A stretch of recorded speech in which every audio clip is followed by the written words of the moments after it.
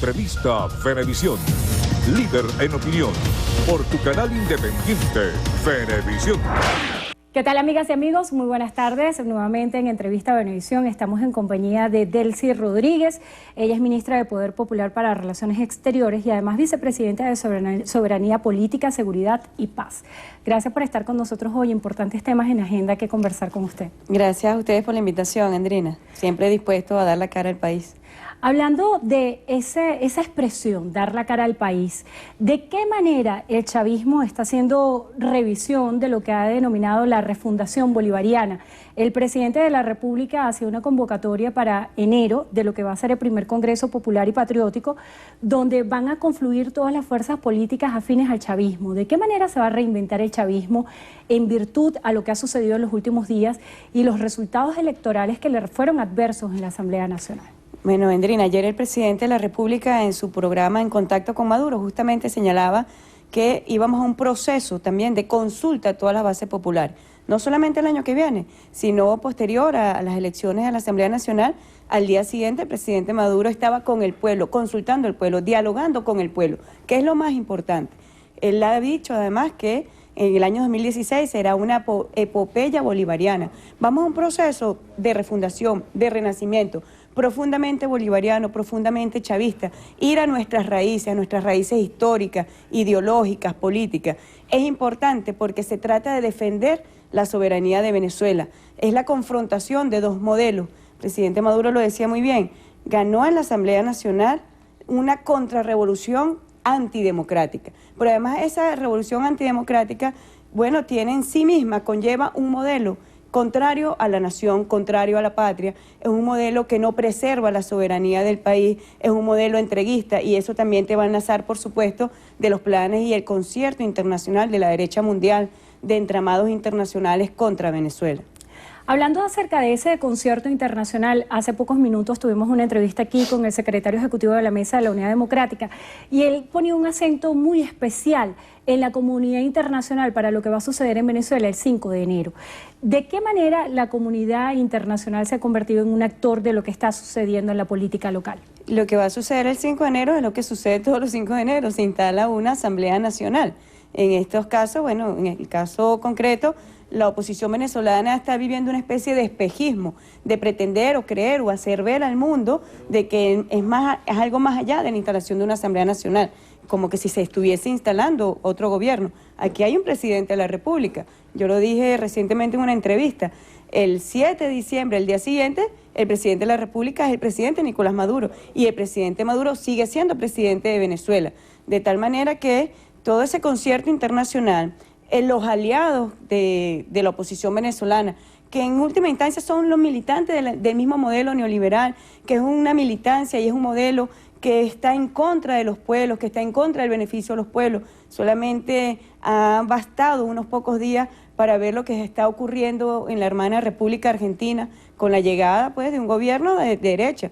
Ya estamos viendo a escasos días lo que ha sido la derecha nuevamente gobernando en algunos de los países de nuestra región. Muy peligroso que nosotros pensemos, o esa oposición y la derecha internacional piensa que se puede volver al pasado, donde el modelo neoliberal chocó tremendamente con el beneficio y el progreso de los pueblos. Esto es lo que el presidente Maduro y el comandante Chávez referían como la tragedia bolivariana. La restauración conservadora, como también lo ha dicho el presidente Correa, conlleva en sí mismo una traición al proyecto, a nuestro proyecto histórico, al proyecto de nuestros libertadores, al proyecto de Simón Bolívar. Para muchos analistas políticos, lo que sucedió en Argentina pudiera ser el punto de partida de una ola de cambios en la región y que se pudiera enfilar más hacia otro estilo, otro modelo político. ¿Cómo lo interpreta usted desde la Cancillería, tratándose también de abordar el tema de los acuerdos internacionales a los que Venezuela está suscrito en la región? La historia de la región y la historia de los países lo escriben los pueblos, Andrina, y lo que yo he visto en estos días en Argentina, bueno, es el pueblo en la calle. El pueblo defendiendo sus derechos, defendiendo todos los beneficios que conjuntamente con un gobierno progresista, bueno, del presidente Néstor Kirchner, de la presidenta Cristina Kirchner, habían avanzado. Ahora, todo eso que se había avanzado está ahorita bajo una amenaza. ¿Y qué ha hecho el pueblo argentino? El pueblo argentino desde el primer día está en la calle defendiendo la libertad de expresión, no del capital ni de los dueños de los medios de comunicación, sino de los pueblos. Vimos cómo se derogó vía decreto una ley de medios importante que preservaba la libertad de expresión en Argentina. Bueno, pero eso ha levantado todo un movimiento también en las calles. El pueblo argentino no se ha separado de las calles, Endrina, el pueblo argentino, yo creo que el presidente Macri, bueno, debe estar muy atento, debe darle una lectura adecuada a lo que allí está ocurriendo, porque eso también puede darle la perspectiva de futuro al proyecto neoliberal que pretende implantar nuevamente en ese país. Hablando de lo local, ¿de qué manera la instalación de la nueva Asamblea Nacional pudiera tener un impacto en la geopolítica de nuestro país? ¿De qué manera se pudieran gestar desde la Asamblea Nacional, con los nuevos diputados investidos, nuevas estrategias para la geopolítica de nuestro país? Presidente Maduro ayer habló de algo muy importante, la rebelión constitucional.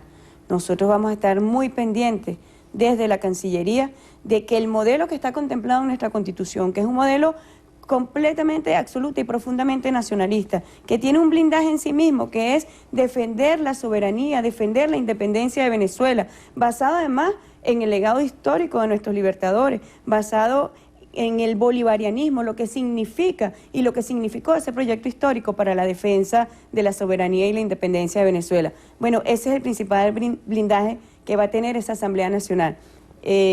Yo no tengo duda que va a existir siempre la tentación por parte de la Asamblea de volver a sus pasos entreguistas, pero ahí está la Constitución de la República Bolivariana de Venezuela. Yo sé que el nombre bolivariano no los alegra, ni los hace muy felices, porque significa justamente la defensa de una patria libre, soberana e independiente y profundamente respetuosa del derecho internacional. Se ha hablado desde el punto de vista de muchos voceros de la oposición venezolana que hay una pretensión del gobierno nacional de desconocer los resultados electorales, que de alguna forma buscarían estrategias políticas para poner de algún modo ilegítimo las decisiones que se gesten en la nueva Asamblea Nacional. ¿Considera usted que esto pudiera ser así? No, al minuto que se dieron los resultados electorales para la elección de la Asamblea Nacional, al minuto el presidente de la República reconoció los resultados.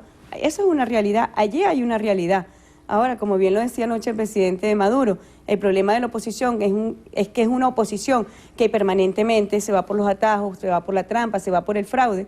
Bueno, nosotros tenemos que ser también vigilantes y cuidadosos de la legalidad. Y estos recursos de impugnación justamente están develando que se dieron hechos concretos, irregulares, que pudieron alterar de alguna manera ese resultado. Nosotros estamos siguiendo las vías legales, Endrina. Nosotros no hemos llamado a la violencia ni a la calle, como sabemos ocurrió el año 2014, donde acciones de naturaleza terrorista llevaron y sumieron al país en situaciones de angustia, de violencia, de destrucción de servicios públicos esenciales, la educación, la alimentación. Es decir, nosotros hemos hecho lo que caracteriza lo que es el proyecto chavista, el proyecto bolivariano. Somos profundamente respetuosos de las leyes y apegados a la Constitución. Y el problema, repito, de la naturaleza de la oposición venezolana y sus aliados internacionales, bueno, es que revelan mucho de su ser tramposo y de poco apego y respeto a la legalidad.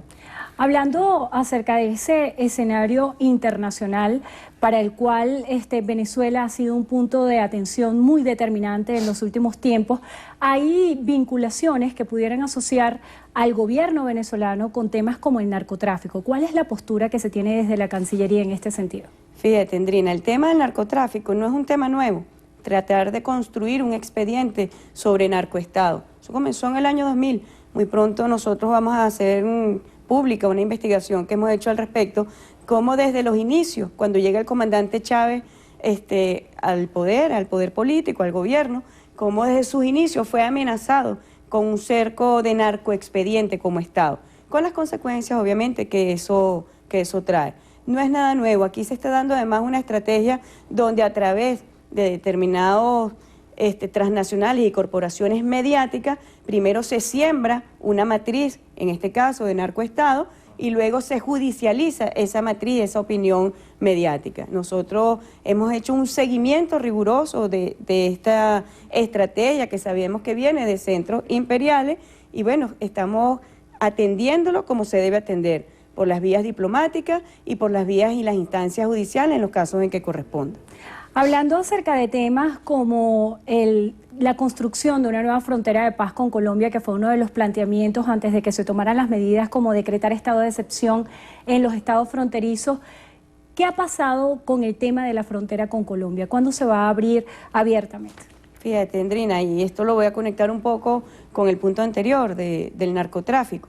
Como todo el país sabe, el presidente Maduro tomó medidas excepcionales para el caso de la frontera por graves problemas que allí se venían presentando, principalmente de ingobernabilidad por parte de las autoridades en una frontera que había sido tomada por el paramilitarismo, que había sido tomada por el contrabando de extracción, que había sido tomado por el delito transnacional, entre ellos el más importante, el narcotráfico. Aquí en el punto del narcotráfico hay que detenerse y ver que hay una posición de doble moral, específicamente, por ejemplo, con los Estados Unidos.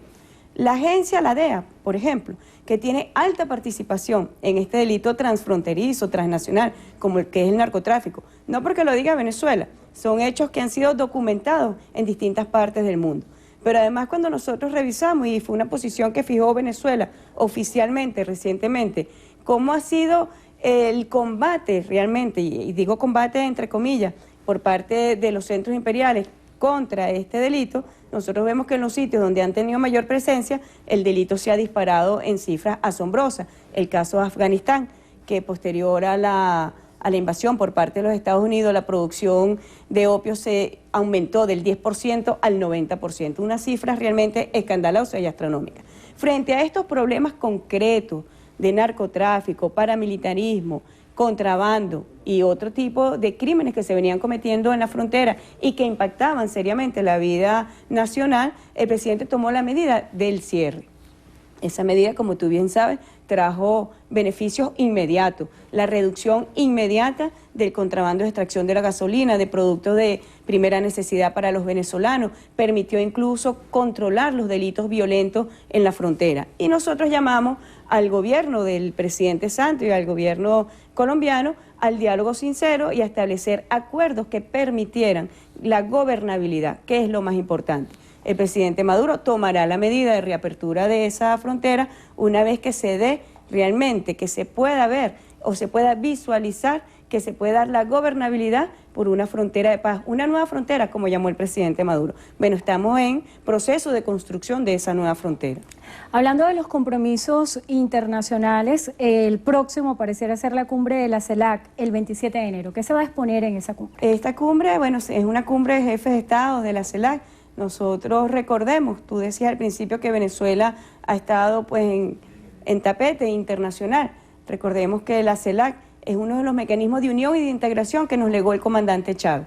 Una nueva realidad basada en las identidades propias de nuestros pueblos, de los pueblos de América Latina, de los pueblos del Caribe. Toda una gran comunidad donde se dé el diálogo político, se establezcan mecanismos de cooperación.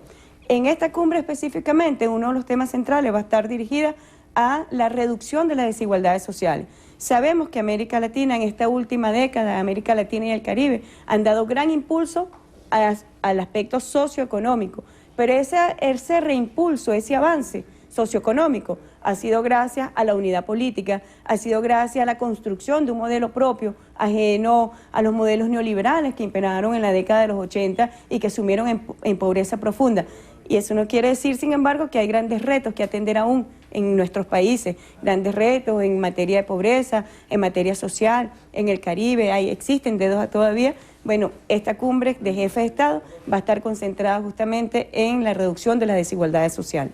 Hablando acerca de los anuncios que hiciera ayer el presidente de la República, entre los que destaca la inamovilidad laboral, la ley de los consejos comunales, la ley del poder popular al Consejo de Gobierno, ¿cuáles son los principales retos que enfrentará el gobierno venezolano en el 2016? Esas leyes, fíjate, que tú acabas de mencionar, son determinantes para la garantía del derecho a la democracia protagónica. Aquí no gobierna una élite, no gobierna una élite de ministros, ni un presidente, ni un vicepresidente. Aquí gobierna el pueblo de Venezuela y eso ha sido la revolución bolivariana. El protagonismo, Andrina, en la construcción de la vida del ciudadano está concentrado en el pueblo de Venezuela. Es el pueblo quien tiene el poder y esas leyes están dirigidas directamente a preservar ese derecho.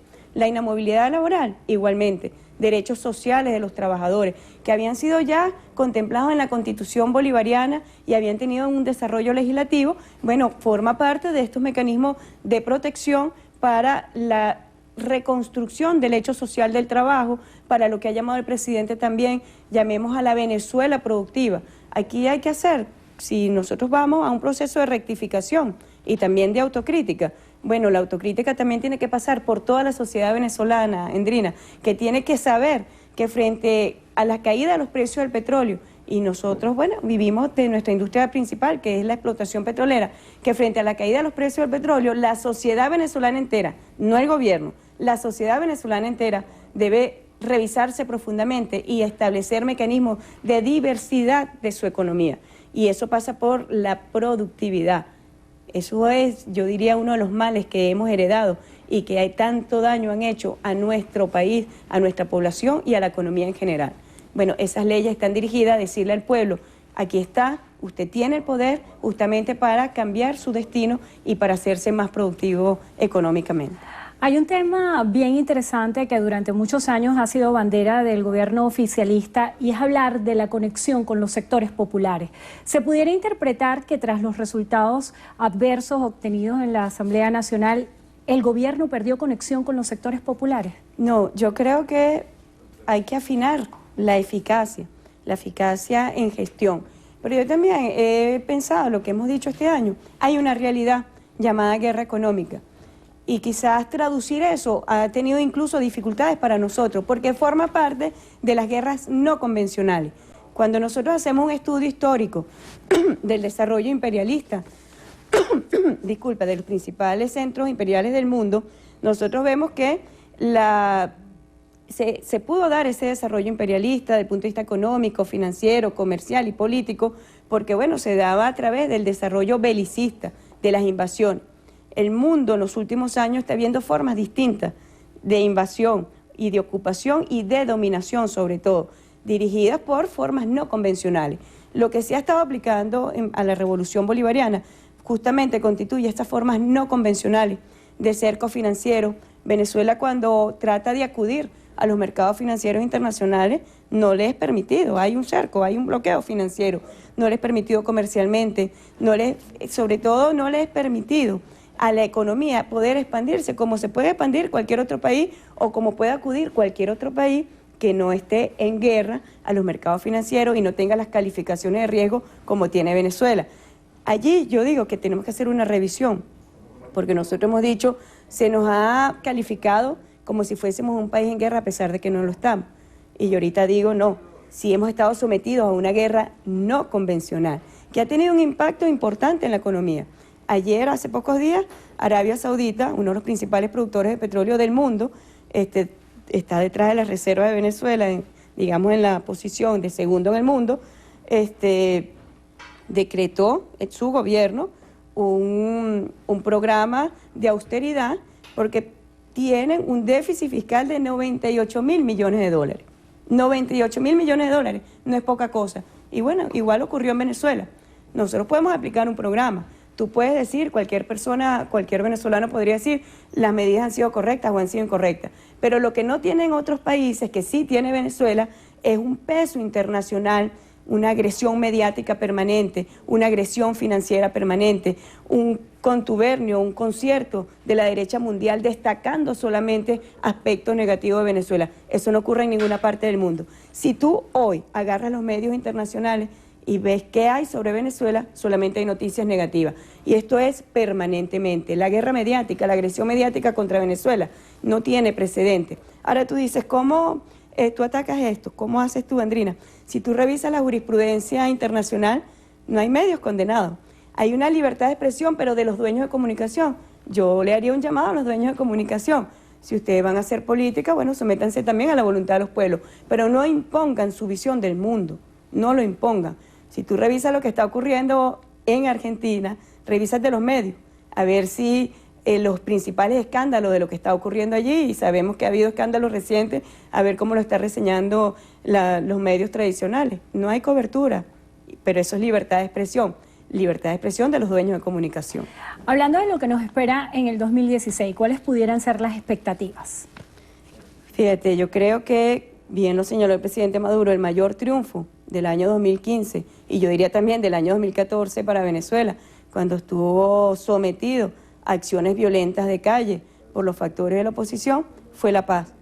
Termina el año 2015, ya mañana terminará, y nosotros podemos decir también con responsabilidad, y yo te digo, Andrina, también con orgullo, de servir al presidente y servir al pueblo de Venezuela, acompañar al pueblo de Venezuela, que la paz seguirá siendo nuestro principal triunfo. Y eso es algo que nosotros debemos marcarnos también como norte para las acciones del año 2016, sobreponernos a las dificultades como un pueblo unido. Nosotros sabemos que las condiciones de la economía global, no solamente de Venezuela, de la economía mundial, está sometida actualmente a complejidades, está sometida a dificultades. Y yo hago un llamado a que los venezolanos nos sumemos con conciencia, con la conciencia de la austeridad, de repensarnos como país desde el modelo de la construcción de nuestra economía, pero sobre todo basado en el modelo político bolivariano que va a nuestras raíces, de defender este país como una nación libre, soberana e independiente y de repensarnos en los principios chavistas también. Bueno, le damos las gracias a Delcy Rodríguez, ministra de Poder Popular para Relaciones Exteriores y además vicepresidenta de Soberanía Política, Seguridad y Paz.